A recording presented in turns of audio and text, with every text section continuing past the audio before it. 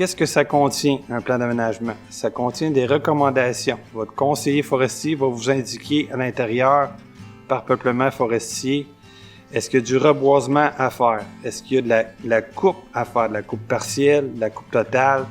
Est-ce qu'il y a du dégagement à faire? C'est ce genre d'intervention-là qu'on va indiquer. On va aussi vous cibler les éléments sensibles à respecter. Donc, par exemple, des milieux humides, des éléments hautes sensibles au niveau faunique à respecter. C'est l'essentiel du contenu du plan d'aménagement. Plusieurs propriétaires forestiers sont parfois incertains à savoir si ça vaut la peine d'obtenir un plan d'aménagement forestier. Il existe une solution, c'est ce qu'on appelle la visite conseil, qui consiste à aller demander à un conseiller forestier d'obtenir une visite personnalisée où le conseiller va vous expliquer un peu les avantages d'aménager votre boisé, les services qui peuvent être obtenus si vous obtenez un plan d'aménagement forestier. Et c'est une visite qui est vraiment personnalisée, qui est gratuite, puis on vous incite fortement là, à l'utiliser pour savoir si vous voulez vraiment adhérer là, dans les programmes d'aide à la mise en valeur. Donc, quand il y a une intervention, une coupe finale, par exemple, le conseiller forestier va s'assurer que le site soit remis en production. Donc, il y ait de la plantation.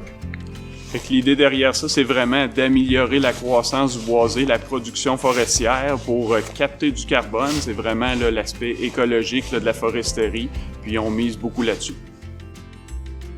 Pourquoi qu'un propriétaire va décider d'avoir un plan? C'est qu'on va vous indiquer qu'est-ce qu'il y a à faire sur votre lot, puis en termes d'aménagement, puis ça va aussi vous permettre d'avoir accès au programme de crédit des taxes foncières pour producteurs forestiers, puis au programme d'aide à la mise en valeur des forêts privées. Donc de l'aide financière pour être en mesure de faire les travaux qu'on vous indique dans votre plan.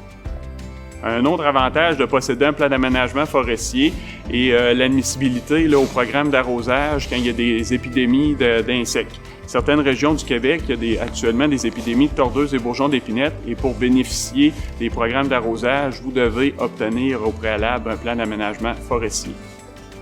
Un autre avantage de posséder un plan d'aménagement forestier est celle du transfert intergénérationnel. Donc, il y a des mesures actuellement pour ceux qui ont un plan d'aménagement. Ils peuvent transférer à leurs enfants ou à leurs petits-enfants leur propriété et bénéficier d'un report d'impôt. En ce qui a trait aux modalités de protection, qu'est-ce que votre conseiller forestier va tenir en compte dans la planification? Il y a par exemple au niveau des milieux humides où on va vous indiquer qu'il y a des bandes à respecter ou par exemple on va vous indiquer de ne pas intervenir tout simplement. Un deuxième exemple, les bandes de protection de cours d'eau où on va vous indiquer de laisser une bande de 15 ou 10 mètres pour éviter des problématiques d'érosion.